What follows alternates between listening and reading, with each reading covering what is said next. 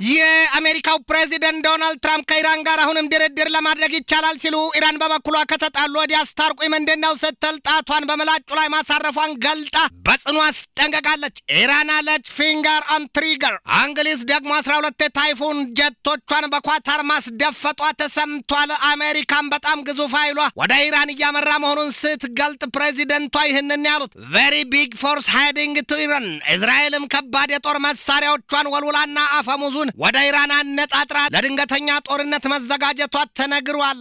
የኢራን አብዮታዊ ዘብ ኃይል ዋና አዛዥ በበኩላቸው ለኢራን ጦር ኃይል ከፍተኛ አዛዦች በላው የሚል ትዕዛዝ ለመስጠት ምለው ሲገዘቱ የሀገሪቱ መንፈሳዊ መሪም እስከ መጨረሻው የደም ጠብታ ከሀገራቸው ጉዳይ ንቅንቅ እንደማይሉ የቅርብ ቤተሰቦቻቸው አረጋግጠዋል። ይህንኑ ርዕሰ ጉዳይ በዓለም አቀፉ ትንታኔ ዘገባችን መርጠን ተመልክተነዋል። ከትንታኔ ዘገባው ጋር ትዕግስቱ ቀለነኝ። አሁን ነገሩ ሁሉ የሰማይ ቁጣ ለምድር አይከብደው ምን ሆኗል ሲሉ የሚያሳዩ ጥልቆ መሳፍርት የላቸውም። ሌሎች ደግሞ ሞት ቢዘገይ የቀረ ይመስላል ይሏል። በዚህ ወቅት 9 ሞት መጣ ቢሉት አንዱን ገባ በለውን ይሉትን የሆነችዋ ኢራን ለመጨረሻው መጨረሻ መዘጋጀቷን እየገለጠችና እያስጠነቀቀች ነው። የኢራን አብዮታዊ ዘብ ኃይል ዋና አዛዥ ጀነራል መሐመድ ፓክፖር አሉ የሙሉ ጀነራል መኮንን ማዕረግ ወታደራዊ ልብሳቸውን ከጥቁር ኮፊያና ጥቁር አይነ ርግብ ጋር ግጥም አድርገው ትናንትና ሐሙስ አመሻሽ ላይ አሜሪካና እስራኤል ሆይ በኢራን የተቃውሞ ሂደቱን ተንተርሳችሁና የተሳሳተ ቀመራ ስልታችሁ ጉድ እንዳትሰሩ ሳሩን አይቶ ገደሉን እንዳላሰበው በሬ ከመሆን ያውጣችሁ አሏቸው። ሰውየው በተኩራራና ልህ በሞላው ስሜት ያመቁትን ትንፋሽ ወደ ውጭ አስወጥተው የኢራን ጦር ኃይል ጣቱን ከጦር መሳሪያው ምላጭ ላይ አድርጓል። ስለመጥፋታችሁ ቅንጣት ታክል አትጠራጠሩ፣ ፎርስ ኢትስ ፊንገር ኦን ዘ ትሪገር ነው ያሉት። የኢራን አብዮታዊ ዘብ ኃይል ከ1979 አውሮፓኑ ዘመን ጀምሮ በሀገሪቱ የፈነዳውን አብዮት ከውስጥና ከውጭ ስጋት የመጠበቅ ታላቅ ኃላፊነትና አደራ የተጣለበት ግዙፍ ኃይል ነው። የሀገሪቱ መንፈሳዊ መሪ አያቶላ ሰይድ ካሚኔይ ደግሞ በዚያች ሀገር በኢራን የመንፈሳዊውን ብቻም ሳይሆን የፖለቲካውንና የወታደራዊውን እያንዳንዷን ውሳኔ የሚያጸድቁና የሚወስኑ ሁሉ በእጄ ሁሉ በደጀን መሆናቸው ይነገርላቸዋል። አያቶላው በመንፈሳዊ ሕይወታቸውና አገልግሎታቸው ለመላው ዓለም የሺዓ እምነት አራማጆች በላይና ዋናም ሰው ናቸው። በኢራን 27ኛ ቀኑን ባስቆጠረው ከባድ ህዝባዊ ተቃውሞ የሟቾቹ ቁጥር 3117 መሆኑን የኢራን ባለስልጣናት በአጽንኦት ሲገልጡ፣ የመብት ተሟጋቾቹ ግን የሀገሪቱ የጸጥታ ኃይሎች በቀጥታ በፈጸሙት ጥቃት የሟቾቹ ቁጥር ከ20 ሺህ በላይ ይሆናል ሲሉ ያሳያሉ። በስዊዘርላንድ ዳቮስ የዓለም የምጣኔ ሀብት ጉባኤ ላይ ንግግር ያደረጉት የእስራኤሉ ፕሬዚደንት አይዛክ ሄርዞግ ኢራንን በተመለከተው ሀሳባቸው ይህንን ያሉት the future of the Iranian people can only be in a regime change። ኢራናውያኑ የሀገሪቱን ስርዓተ መንግስት ካለወጡ በስተቀር ሰላም ጸጥታና መረጋጋት ብሎ ነገር አይታሰብም መሆኑ ነው። ይሄ ደግሞ ከአጋም የተጠጋ ቁልቋል ሁልጊዜ እንዳለቀሰ ይኖራል ይሉትን መሆኑ ነው። የእስራኤሉ ፕሬዚደንት አክለውም the Ayatollah regime is in a quite fragile situation ነው ያሉት። በወደቀ ዛፍ መሳር ይበዛዋል ይሏል ኢትዮጵያኑ አበው። አሁን በኢራን በአሜሪካና በእስራኤል መካከል ያለው ጦርነት ባጫ ሞጥሙጦ ሊፈርጥ ከቀረው የአንዲት ሰባራ ሽጉጥ ጥይት አልያም የአንዲት ጠቅታ ጉዳይ መሆኑን የሚያሳዩትን ብዙዎች ናቸው። የኢራን አብዮታዊ ዘብ ኃይል ዋና አዛዥ ለግዙፍና የትኛውም ጦርነት በተገቢው መዘጋጀታቸውን ገልጠው የሀገሪቱን ከፍተኛ የጦር መሪዎችም በልበሉት የሚል ትዕዛዛቸውን ለመስጠት ምለው ሲገዘቱ እሳቸውም ቢሆኑ የሚጠብቁት የመጨረሻውን ፊሽካ ከአያቶላ አሊ ሰይድ ካሚኔይ ነው። ይሄ ጊዜ በኢራንና ለኢራናውያኑ አስከፊ ቀን ስለመሆኑ የሚገልጡት ብዙዎች ናቸው። የአብዮታዊ ዘብ ኃይል ዋና አዛዥ ጀነራል መሐመድ ፓክፖር ልባቸው ጦር እንደለመደ ሽምጥ ጋላቢ ሰንጋ ፈረስ አሊያም አደኗ የተሳካላት አንበሳ አመር ብላ ልትይዝ እንደተዘጋጀቿ ተመስለው ታይተዋል።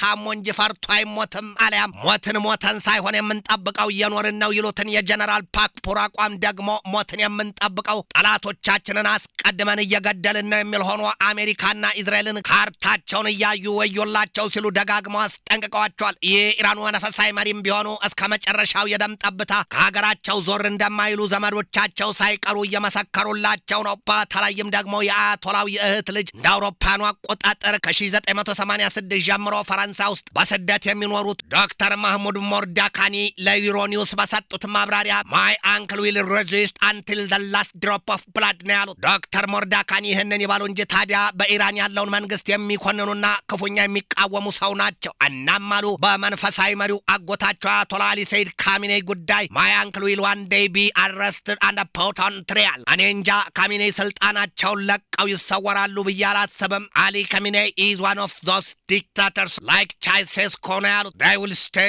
until the last minute። ምናልባትም አንድ ጠመንጃ አንድ ወታደርና አንድ ጥይት እስኪቀር ማለታቸው የሆነ ብቻ ግን የ62 ዓመቱ ዶክተር በአጎታቸው አቋም ላይ ተንተርሰው ያንን መስክረዋል። የኢራናውያኑን ፖለቲከኞችና የጸጥታ ኃይሎች ወዲያም የመንፈሳዊ መሪውን ጽኑ አቋም የተመለከቱት የአሜሪካው ፕሬዚደንት ዶናልድ ትራምፕ የሚህንን አሉ። a very big force heading to Iran። እሳቸው ለጦር ኃይላቸው ትዕዛዝ ለመስጠት ችግር የለባቸውም ይሏቸዋል። እናም ኢራንን ባንክሮ እየተመለከትናትና እየተከታተልናት ነው ብለዋል ፕሬዚደንቱ በሰፊው የትናንትና ምሽቱ ማብራሪያቸው። ታውቃላችሁ እኛ ወደዚያው የሚሄዱ ብዙ የጦር መርከቦች አሉን፣ ብዙ የጦር ኃይልም ወደ ኢራን ለመግባት የተዘጋጀና ጉዞ ይጀምራለን፣ በቀጣይ ምን እንደሚሆን እያጤንን ነው ብለዋል። ትራምፕ ያንን ግዙፍ ኃይላቸውን በአንድ ሀረግ ሲገልጡትም አናርማዳ ነው ያሉት። ምናልባትም ግን ያንን ሁሉ ኃይል በኢራን ላይ ላንጠቀመው እንችላለን ብለዋል። ጉዳዩ እንደ ቬኔዙዌላው ፕሬዚደንት ኒኮላስ ማዱሮ እጃቸውን የፊጥኝ በሰንሰለት አስጠርቀው እንደ መውሰድ የሚቀና አሊያም የሚቀል መስሏቸው ከሆነ ሲሉ የተሳለቁባቸው ብዙዎች ናቸው። የኢራን ባለስልጣናት ግን በትራምፕ እንደሚገመቱት ሳይሆኑ ከሰማይ መብረቅ ከምድር እሳተ ገሞራም በላይ ጭንቅና መከራ ምጥና መዓትን መቅሰፍትን የሚያስታቅፉ ስለመሆናቸው እየገለጡና እያሳዩ ነው። መቼም ቢሆን ከአሜሪካ አንዲት ትንኮሳ ዳግም ቢሰነዘርባት ኢራን የያዘችውንና ጣቷን በምላጩ ላይ ማሳረፏን የምትገልጥበትን መሳሪያዋን በሙሉ ከነመረቁ ኢዝራኤልን ልትግታት መሬቱን በጥፍሯ ቆንጥጣ ትንፋሿን ሰብስባ ማድፈጧን ትገልጣለችና ያንን ሰዓት አያምጣው የሚሉት ለቁጥር ያታክታሉ። ኢዝራኤልን በበኩሏ ጥይቱን ከመሳሪያዋ አቀባብላና አጉርሳ አይኗን አፍጥጣ የአፍታ እንቅልፍ ካሸለባት ቆይታለች ነው የሚባለው። የሰው በልቶ አያድሩም ተኝቶ ይሉትን ያስታውሷል።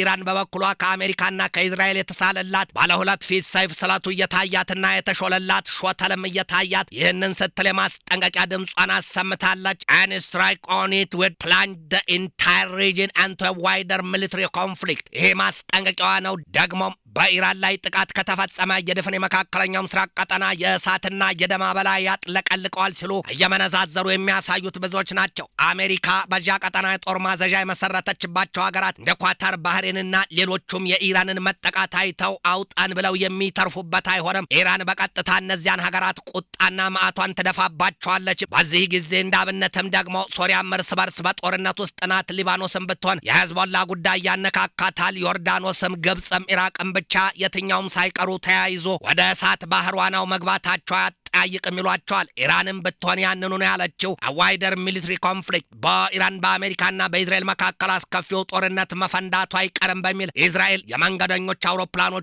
ከሀገር ለማስወጣት መዘጋጀቷ ተገልጧል። የሀገሪቱ የትራንስፖርት ሚኒስትር ወይዘሮ ሚሪ ሬጌቭ በሰጡት ማብራሪያ በቀጠናው ጦርነቱ የሚጀመር ከሆነ ያ ጦርነት እንዲህ በዋዛ የሚቆመው የሚጠል ስለማይሆን እስራኤል የመንገደኞች አውሮፕላኖቿን ወደ ላርናካ፣ አቴንስና ታይላንድን በመሳሰሉት ሀገራት ለማውጣት ተዘጋጅተናል ማለታቸውን የኒው አረብ ዘገባ በስፋት ያትታል። ሴትዮዋ ያንን ቢሉም ግን የእስራኤል አየር መንገድ ባለስልጣናት ደግሞ እስካሁን የተሰጠ ትዕዛዝ ያለመኖሩን የገለጡት እስራኤል ባለፈው ሰኔ ወር ከኢራን ጋር ባካሄደችው የ12 ቀናት ጦርነት ወቅት እንኳን እስራኤል የመንገደኞች ማመላለሻ አውሮፕላኖቿን በቆጵሮስ፣ በግሪክ፣ በታይላንድና በአሜሪካ እንዲሁም በተለያዩ የአውሮፓ ሀገራት መሸሸጓ ይነገራል።